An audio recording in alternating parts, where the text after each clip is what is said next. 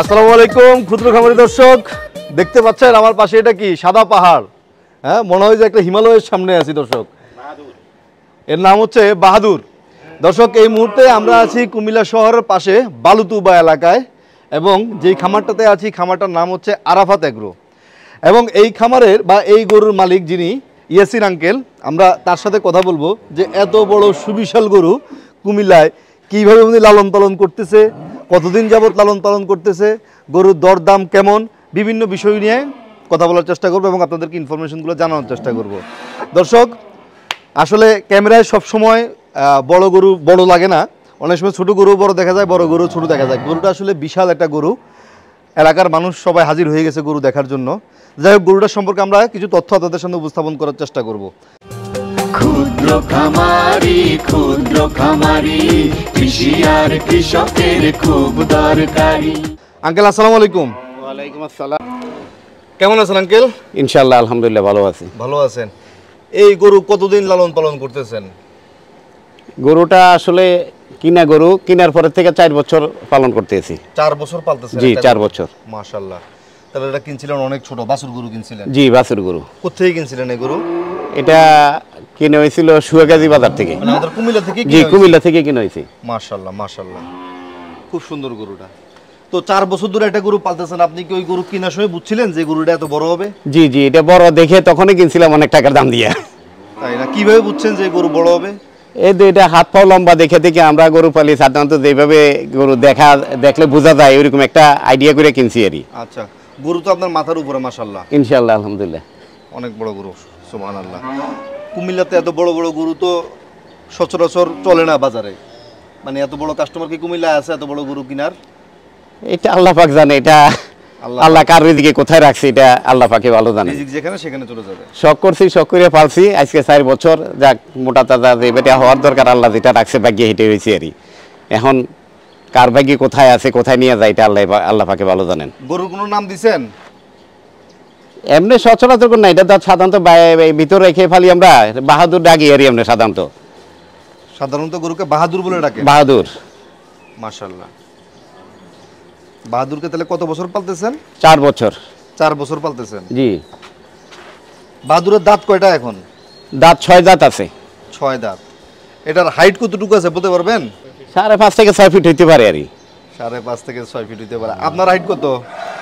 আমার হাইট তো 5.5, 5 ফুট 7 ইঞ্চি। 5 ফুট 7 ইঞ্চি আপনার হাইট, তার মানে হচ্ছে আপনার হলো 59 ইঞ্চি। তাহলে এটা এরকম 60 ইঞ্চি বা 61 ইঞ্চি এরকম হাইট হবে আর কি। একটু বেশি, আমার থেকে অনেকটা বেশি আছে আর কি। আচ্ছা, যাই আছে তো হাইট হবে। মাশাআল্লাহ, আপনাদের গরুটা সুন্দর, অনেক বড় গরু। দর্শক, আসলে গরুটা এখানে ডিসপ্লে করার জায়গা নাই। আমাদের দেশে যে কমার্শিয়াল খামারগুলো আছে ওইখানে গরু ডিসপ্লে করার জন্য সুন্দর ডায়েস বানানো থাকে বা স্টেজ বানানো থাকে, সেখানে গরুগুলোকে দাঁড় করালে গরুগুলো খুব সুন্দর লাগে। তো এখানে মূলত গরুর সুন্দর একটা দাঁড়ানোর ব্যবস্থা নাই, তার কারণে আসলে গরুটাকে ভালোভাবে ডিসপ্লে করা যাচ্ছে না, আপনাদের সামনে ভালোভাবে দেখানো যাচ্ছে না। যেমন ক্যামেরাম্যান দাঁড়ানোর জায়গা নাই, এই পাশে হলো পুকুর দেখাচ্ছি, এখানে হচ্ছে পুকুর, তো ক্যামেরাম্যানও ঠিকভাবে দাঁড়াইতে পারতেছে না। তো যাই হোক, যতটুকু জায়গার মধ্যে যতটুকু সম্ভব আপনাদের সামনে তুলে ধরলাম। তবে গরুটা অনেক বড়, যেমন আমার হাইট যদি আপনি বিবেচনা করেন 5 ফুট 10 ইঞ্চি, আমি যদি পিছনে এসে দাঁড়াই তাহলে গরুটা এই পজিশনে থাকে আমার। আর গরুর যদি লেন্থ ধরেন তাহলে আমি যদি এখানে একটা হাত দেই, আরেক হাত হচ্ছে এই পা পর্যন্তই আসে, বাকিটা আমার খালি থাকে, ঠিক আছে?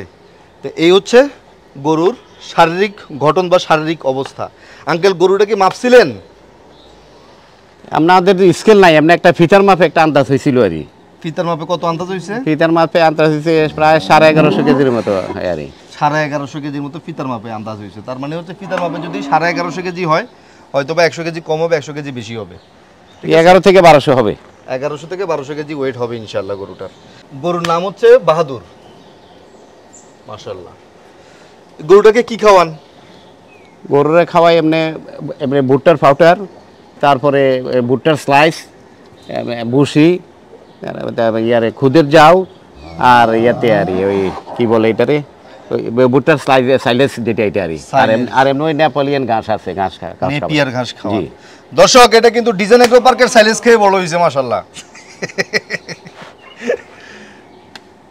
মাশাআল্লাহ, গরু সুন্দর। আঙ্কেল, গরুর দাম কত চান? দাম তো চাই 15 লাখ। এই তো 15 লাখ বললাম আর এখনকার মানুষের দেখা টেখা যারা পছন্দ হয় কি বলে টলে বলার উপর নির্ভর করবো আর বাকিটা এরপরে আলোচনা সাপেক্ষে হবে। জি, আলোচনা সাপেক্ষে। তাহলে আঙ্কেল এই যে এত বড় গরু পাললেন, 4 বছর ধরে পাললেন, আপনার অনুভূতি কি বলেন তো? কেমন লাগতেছে চোখের সামনে এত বড় একটা গরু দেখতেছেন? এটা ভালো লাগতেছে, এই ভালো লাগতেছে দেখেই তো মনে করেন এটা এই পর্যন্ত গত ঈদেও বিক্রি করি নাই, আরো বড় হবে আরো তাজা হবে এই আশা করে করতে রাখিয়ে দিছি। এখন দেখার জন্য সুন্দর, আপনারাও আসছেন দেখতেছেন, মানুষও দেখবে, এটা আর তো এটাই কি প্রথম নাকি এর আগে এরকম বড় বড় গরু পালছেন? না, এটাই প্রথম। এটাই প্রথম। এটা আমার মনে হয় কুমিল্লা শহরের পূর্ব দিকে এরকম বড় আর নাই আমার জানা মতে। আচ্ছা, এটি কুমিল্লা শহরের পূর্ব দিকে এটি মানে সর্বপ্রথম। আপনার ধারণা হচ্ছে কুমিল্লা শহর পূর্ব মানে পূর্ব অঞ্চলে এটাই সবচেয়ে বড় গরু? জি, ইনশাআল্লাহ। মাশাআল্লাহ। গরুর নাম হচ্ছে বাহাদুর। জি। বাহাদুর কেন বলেন তো? এটা নাম রাখলাম একটা বাহাদুরের মতো এই আর শখ করে নাম রাখছেন বাহাদুর। মাশাআল্লাহ। তো দর্শকদের জন্য আপনার কি বলার থাকবে? দর্শকদের জন্য তো আসবে, দেখবে, তারা দেখবে, আর যারা কাস্টমার আসবে, কাস্টমার হিসাব আছে ওই আলোচনার সাপেক্ষে দাম একটু কম বেশি যেটাই হয়, এটা যার ভাগ্যে আছে। শখ করে পালছি এটা, কিন্তু আসলে দামটা মূলত কিছু না, যে দাম বলছি আমি, দামটা যদিও বেশি মনে করছেন আপনি, কিন্তু আসলে এটার পালার থেকে আরম্ভ করে সেবা যন্ত্র থেকে খাওয়া দাওয়ার থেকে হিসাব করলে তেমন কিছু না, কিন্তু এটা শখ, আসল কথা হইলো এটা। দর্শক আসলে আঙ্কেল যে কথাগুলো বলছে, কথাগুলো আসলে অবাস্তব কোনো কিছু না। গরু লালন পালন এখন অনেক ব্যয়বহুল হয়ে গেছে। তার চেয়ে বড় কথা হচ্ছে এই বড় গরুগুলোর খরচ অনেক বেশি, ঠিক আছে? তো আসলে মূলত বিষয় হচ্ছে এরকম একটা গরু পালতে মোটামুটি বছরে 3.5 লাখ 4 লাখ টাকা খরচ করতে হয়। 4 বছর গরুটা পালছে, মোটামুটি খরচই মনে করেন যে 11 লাখ 12 লাখ টাকা শুধু খাইছে গরু। এরপরে লেবার কস্টিং আছে, এরপরে মনে করেন যে ওনার শেড, বিদ্যুৎ বিল, অনেক খরচ আছে এটার সাথে আনুষঙ্গিক। আর সবচেয়ে বড় কথা হচ্ছে ওনাকে একটা অ্যামাউন্টে গরুটাকে কিনে আনতে হয়েছে, এটা ঘরের বাছুর না। সবচেয়ে বড় জিনিস হচ্ছে যদি মনে ভালোবাসা না থাকে, মনে আদর না থাকে, তাহলে একটা গরু এত বড় করা সম্ভব হয় না। সবচেয়ে সুন্দর বিষয়টা হচ্ছে গরুটাকে খুব সুন্দরভাবে আঙ্কেল লালন পালন করছে। তার কারণ হচ্ছে পুরোটা গরুর গায়ে কোথাও একটা সুই পরিমাণ স্পট নাই, কোনোখানে একটা কাটা দাগ নাই। হ্যাঁ, একবারে ফ্রেশ একটা গরু তৈরি করছে এবং এত সুন্দরভাবে ফ্যাটেনিং করছে। দেখেন যে গরুটা খুবই টাইট, এখানে চর্বির পার্সেন্টেজ খুব কম। এই যে হাড়গুলো সাদা চামড়া বুঝতে পারতেছেন না, হাড়গুলো কিন্তু দৃশ্যমান, এই যে হাড়, ঠিক আছে? চর্বি জাতীয় কিছু খানাও খাবাই নাই আমরা সব গরুর এই আমাদের এখানে আবার দেশীয় ছোট ছোট ব্যারেজ গরু আছে, ষাঁড় গরু কোরবানি ঈদের জন্য, এগুলিও আছে। আমাদের এই চর্বি হবে এমন ধরনের অপ্রাসঙ্গিক কিছু আমরা খাওয়াই না। আমি যেটা বলবো সেটা হচ্ছে আপনারা একবার গরুটাকে এসে দেখবেন। তার কারণ হচ্ছে আমার ভিডিওর উপরে ডিপেন্ড করেন না, আমার ভিডিওটা করার জন্য পর্যাপ্ত পরিমাণ স্পেস এখানে নাই, গরুটা আমি ভালোভাবে দেখাতে পারতেছি না। কিন্তু গরুটা আসলে অনেক বড় একটা গরু। গরুটার হাইট আপনারা হয়তো বা মাপলে এখানে 60-এর উপরে পাবেন, 60, 61, 62 এরকম একটা হাইট পাবেন গরুটার ওয়েট 1100 প্লাস পাবেন ইনশাল্লাহ আশা করি। হ্যাঁ, সবচেয়ে বড় কথা হচ্ছে যে ভালো একটা জিনিস পাবেন।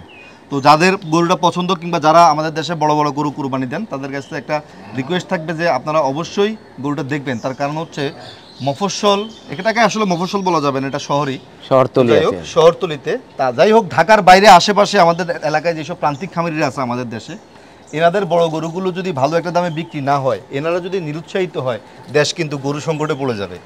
আমাদের দেশে কোরবানি ঈদে একদিনেই প্রায় 75 লক্ষ থেকে 1 কোটি গরুর দরকার হয় একদিনেই। তো আমাদের দেশে সারা বাংলাদেশে যত বড় বড় খামারি আছে, এরা সবাই মিলে হয়তো 2 লাখ 3 লাখ গরু সাপোর্ট দিতে পারে, বাকি সব গরু কিন্তু এই ধরনের প্রান্তিক খামারিদের কাছ থেকে আসে, ঠিক আছে? তার মানেটা হচ্ছে গরুর যোগান প্রান্তিক খামারি থেকে হয়। সুতরাং প্রান্তিক খামারিকে আপনাকে প্রায়োরিটি দিতে হবে। তো দর্শক, আমি যেটা বলবো সেটা হচ্ছে আপনারা বড় গরু যারা কোরবানি দেন, তারা একবার গরুটাকে দেখবেন, দেখে সিদ্ধান্ত নেবেন। আসলে এই ধরনের বড় গরু যারা বড় বড় খামার থেকে কিনেন, তারাও কিন্তু এই প্রান্তিক খামার থেকে সংগ্রহ করে আপনার কাছে নেয়, হাত বদল কেন, আপনি সরাসরি এসেই নেন। তো ভিডিও বেশি দীর্ঘায়িত করবো না, আজকে এখানে শেষ করছি।